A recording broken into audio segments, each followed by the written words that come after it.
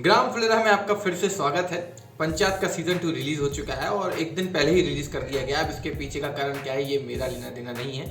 मे भी शायद कोई लीक वीक हो गया था तो मेकर्स ने इसको जल्दी रिलीज कर दिया। तो कैसी है ये सीरीज आइए जानते हैं। पिछले सीजन के आखिरी एपिसोड में जब सचिव जी टंकी पर चढ़े थे तो उनकी मुलाकात रिंकी से हुई थी जो कि ग्राम प्रधान की बेटी है। अब सीजन 2 की शुरुआत भी इसी पानी की टंकी से होती है जहां से सचिव जी उतरते हैं। देखो सीरीज की स्टोरी के बारे में बात नहीं करूंगा क्योंकि उसके लिए आपको ये सीरीज देखनी पड़ेगी, तो जो भी मैं बताऊंगा उसमें आपको स्पॉइलर मिल जाएगा।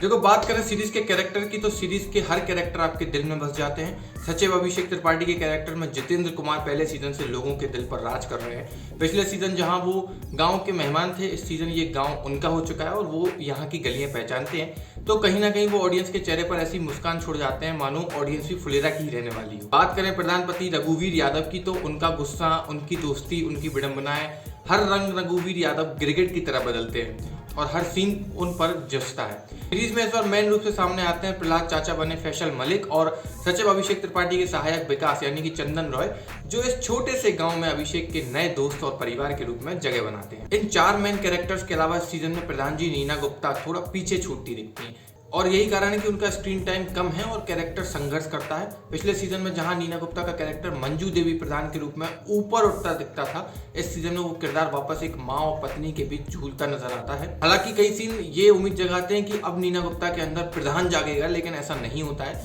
बात करें दूसरे कैरेक्टर रिंकी की तो सन्विका इस कैरेक्टर के साथ सीरीज को फ्रेश बनाए रखने में सफल कोशिश करती हैं और उनके और जितेंद्र कुमार के बीच की केमिस्ट्री सीरीज की एक्साइटमेंट बनाए रखती है। वैसे तो ये सीरीज मेन कैरेक्टर्स के दम पर ही काफी हद तक सक्सेस रही है, लेकिन बची हुई कसर पूरी करते हैं सीरीज की सब कास्ट। विलेन ना सही पर इस बार सीरीज में कुछ शरारती लोगों की एंट्री भी होती है। पिंटू और उनकी पत्नी के कैरेक्टर में दुर्गेश कुमार और सुनीता राजभर फुलेरा में सिंहासन पलट करने की फिराक में है और इसके लिए वो हर एपिसोड में एक प्रॉब्लम खड़ी करने की कोशिश करते हैं, जिसे सुलझाने में ही ज़्यादातर एपिसोड निकल जाते हैं। वहीं एक एपिसोड के लिए सिद्धार्थ के कैरेक्टर में सतीश रे गांव और शहरों के बीच का बैलेंस बनाने की कोशिश करते दिखते हैं। एमएलए के कैरेक्टर में पंकज झा की एंट्री प्रभावी है और गांव में वो क्या उथल पुथल करते हैं ये अगले सीजन में देखना दिलचस्प होगा।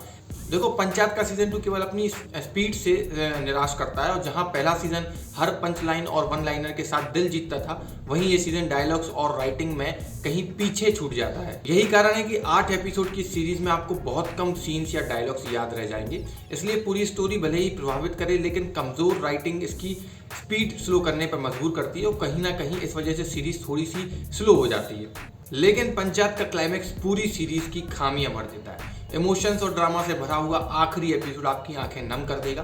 परिवार की कमी कैसे कभी आपको गांव में फील नहीं होती और कैसे सुख हो या दुख हो पूरा गांव परिवार हो जाता है, ये आपको इस आखिरी एपिसोड में देखने को मिलने वाला है। पंचायत वो फेबल्स है जो इस जमाने के हर शख्स ने किसी बड़े बुजुर्ग से किसी ना किसी गांव देहात के बारे में सुनी होगी, लेकिन शायद एक्सपीरियंस की हो। उन्हीं फेबल्स को जामा पहनाते हैं सीरीज के डायरेक्टर दीपक कुमार। सीरीज के म्यूजिक की बात करें तो अनुराग शौकिया का म्यूजिक इस सीरीज की सुपर हीरो वाली छड़ी है। सारी खमियों और सारी कमियों को इस सीरीज का म्यूजिक छड़ी घुमाकर दूर कर देता है।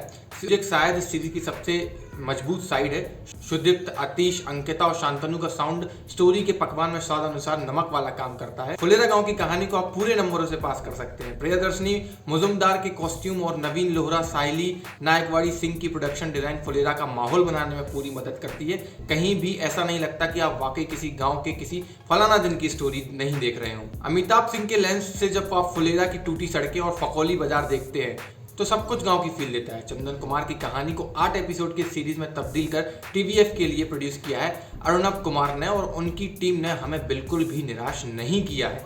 आप कहीं भी इस सीरीज को देखते हुए सैड फील नहीं करोगे, आपको कुछ ना कुछ एक्सपीरियंस मिलता ही रहेगा।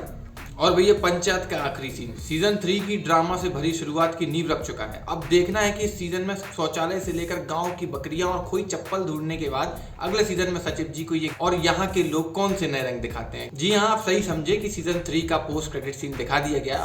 अभी इसकी ऑफिशियल अनाउंसमेंट डेट नहीं आई है कि कब रिलीज होगा। जब भी आएगी आपको पता चल जाएगा और मैं बैठे ही हूँ आपको बताने के लिए। So this was the panchayat season 2 review with my opinion and आपकी क्या राय है please let us know in the comments and for more review stay tuned with us. Thank you for watching, bye bye, take care, जय हिंद।